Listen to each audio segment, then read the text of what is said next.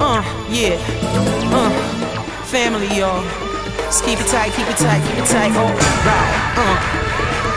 Yeah. Here we go, here we go. Empedocles of Anaxagoras. Empedocles was the head of the Democratic Party in Sicily. Contributed to medicine, but this is not a course in medicine, so we'll leave those to another course. Stories circulated that he was a magician or a wonder worker and that he stole Pythagorean discourses, however evil that was. He really didn't produce any new philosophy. What he did was he reconciled the thoughts of all of his predecessors. We have all of these people, as Deacon Roy noted during the break, all these people said different things. Now the challenge is, what do we do with all these things? How do we start bringing them together? Empedocles agreed with Parmenides that being is, and that being is material. Being can't come out of non-being. Nothing comes out of nothing. Things that are something have to come out of something. Matter is indestructible and without beginning or end. Think about that for a moment. Every atom that composes your body exists since the beginning of time. Every atom in you, in this room, in this coffee table, in this universe, every atom exists since the beginning of time, because nothing can come out of nothingness. It all existed since the beginning of time. Matter is indestructible and without beginning or end. The Big Bang Theory, what does it say? Matter fell in upon itself until it was like all of the matter of the universe on a teaspoon. It was so dense that it exploded. All this matter now is out and about. What's going to happen to the matter? Eventually it'll collapse on itself again, but it's indestructible. It is. Reality is. He disagreed with Parmenides. Change can't be illusory. Our senses tell us that Deacon Roy came here from somewhere else in his truck and walked into this house. He moved. I saw him. We can't agree with Parmenides in that respect. So it just seems that one kind of matter can't become another kind of matter. Do you remember before they were saying that the earth can become water, and then water can become air, and the air can become fire? No. It's going to be a person like Empedocles then who tells us that there are four roots of all things, four elements.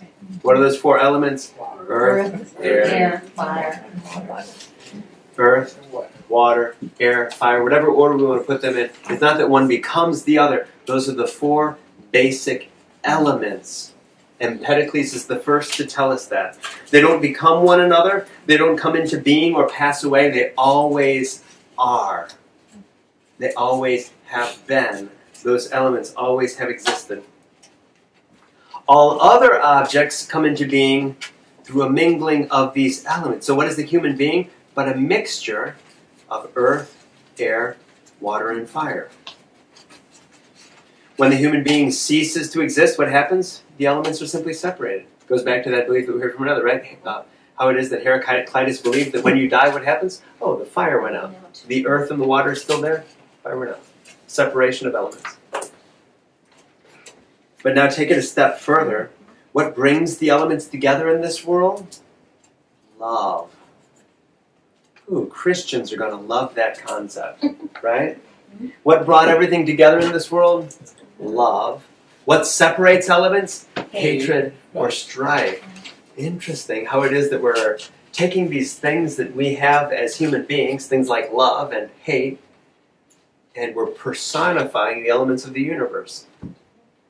Empedocles believed in the transmigration of souls, which simply means that your soul comes out of you at death and goes into something else.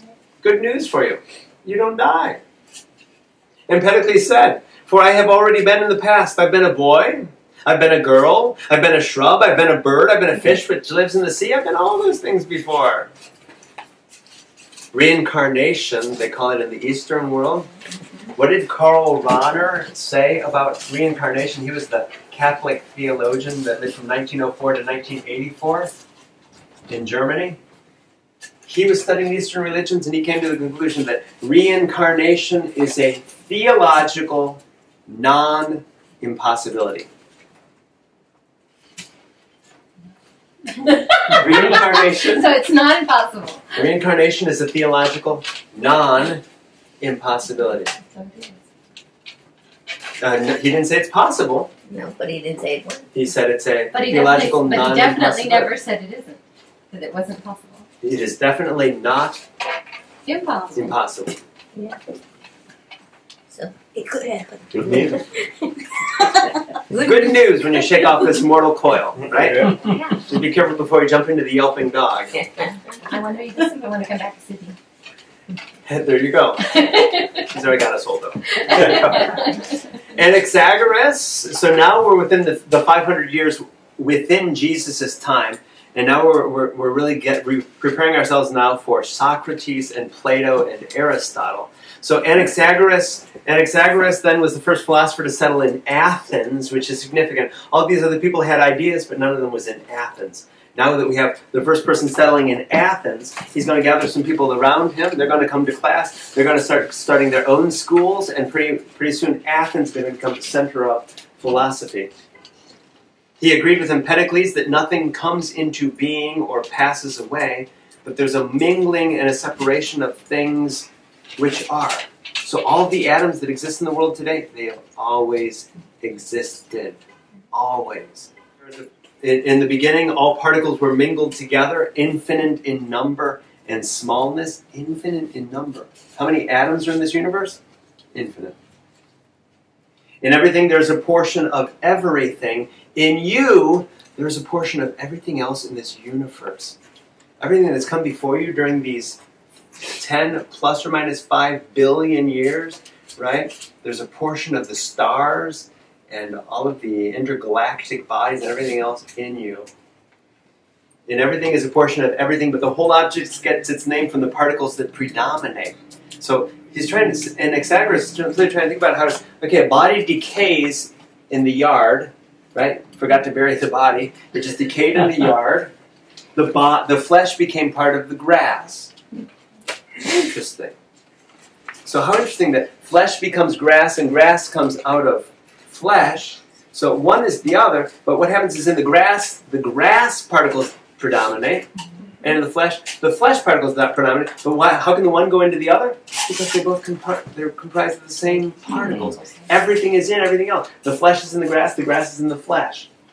The two are in one another. The things that are in one world are not divided nor cut off from the other with a hatchet, he said. You can't divide warm from cold or cold from warm. It's not that easy. It's sort of like warm and cold blend into one another. Warm is in cold and cold is in warm. The principal physical force in the world isn't love or hate, but is mind with a capital M. Ooh. Christian notions of God are going to fit well with this, simply because there's some mind that is in charge of the universe. So this mind has a power over all things and orders all things, whatever you want to call this mind, God, or whatever word you want to use, but it's the mind. There's this mind that is infinite and self-ruled and is mixed with nothing, but is alone itself by itself. This mind is present in all things, in animals and humans and plants, and is the same in all. So there are no differences in things' souls. There's no difference between a human soul and a plant soul and an animal soul. The only difference is in their bodies.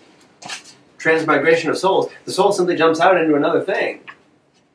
Good news. After you die, your soul might jump out into the cat out in the front yard. You keep going. Or into the tree that's getting ready to sprout, right? So the bodies may be different. The tree has a different body from the cat, which has a different body from us.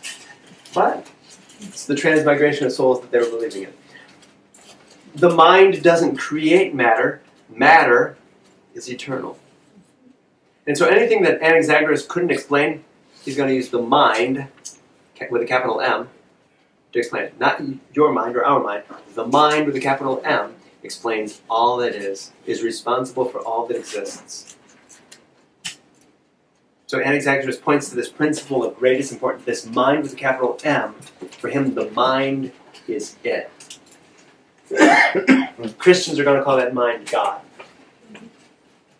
The Atomists, 5th century, how interesting. The Atomists are going to believe that in the universe there's an infinite number of indivisible units. What are they going to call them?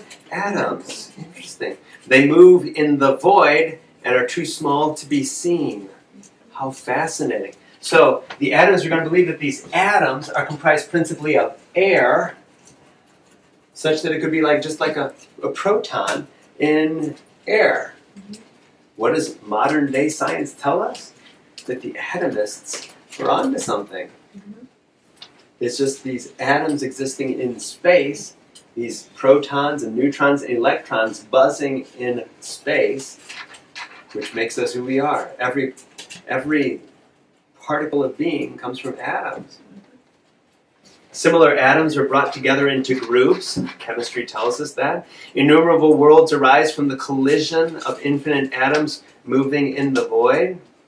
So these atoms are going to collide in different ways, form different substances. I saw the dust collecting on the bottles in the kitchen. That's atoms, right? Like atoms coming together, forming the dust that is on those bottles. How fascinating.